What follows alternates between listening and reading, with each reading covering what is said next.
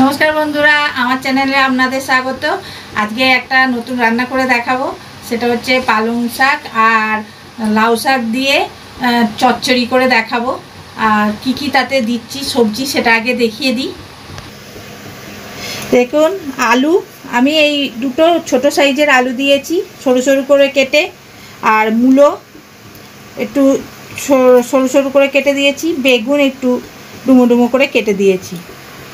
আপনারা চাইলে সিম দিতে পারেন, এখন আমার কাছে সেটা ছিল না বলে আমি এই কটাই সবজি দিচ্ছি।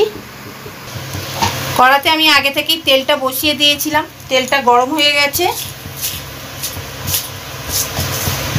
ছোট চামচের হাফ চামচ একটু 5 ফোড়ন দিলাম।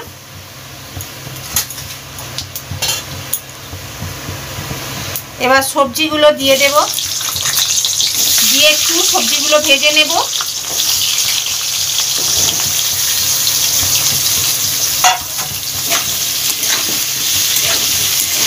সবজিগুলো ভাজা হোক, তারপর কি করব দেখাচ্ছি। আলু তারপর মূলো বেগুনটা আমার মোটামুটি ভাজা হয়ে গেছে। এবার এই যে লাউ শাক আর পালং শাকটা আমি কুচিয়ে রেখে দিয়েছিলাম সেটা দিয়ে দেব।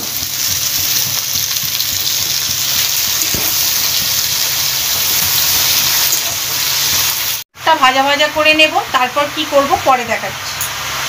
এবার স্বাদ অনুযায়ী লবণ দেব।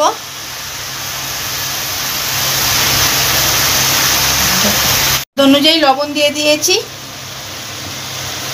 হলুদ ছোট চামচের 1.5 চামচ।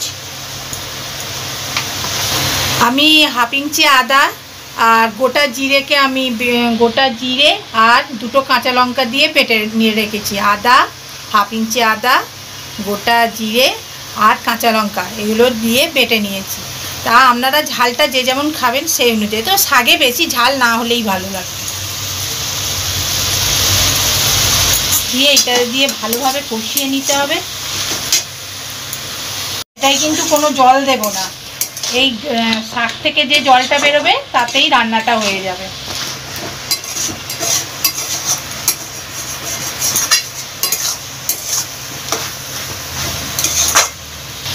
এবার আমি এটা চাপা দিয়ে দেব আর আঁচটা একটু কমিয়ে দেব।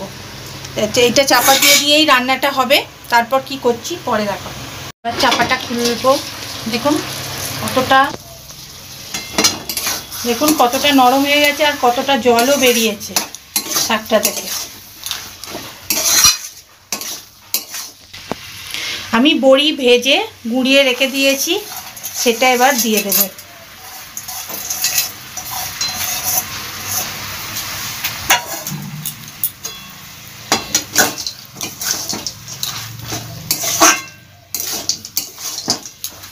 ভালোভাবে মিশিয়ে নেব।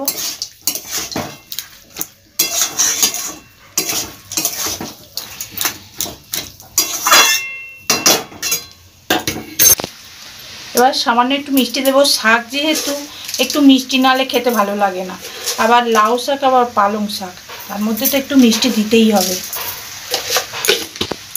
চিনিটাও আপনাদের ব্যাপার, যেমন দেবেন, মিষ্টি খেতে পছন্দ করবেন সেই অনুযায়ী দেবেন।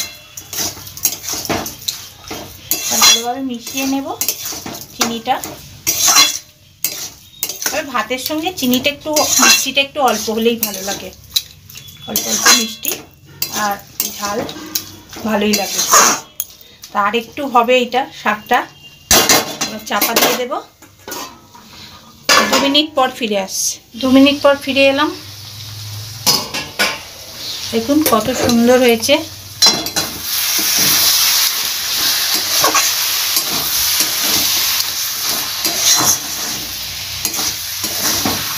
আর রান্নাটা হয়েই গেছে।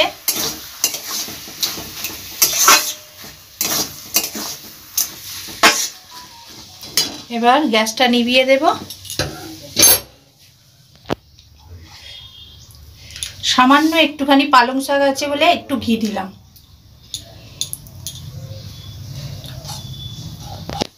ঘিটা দিয়েছিলাম ওই জন্য একটু নেড়ে নিলাম।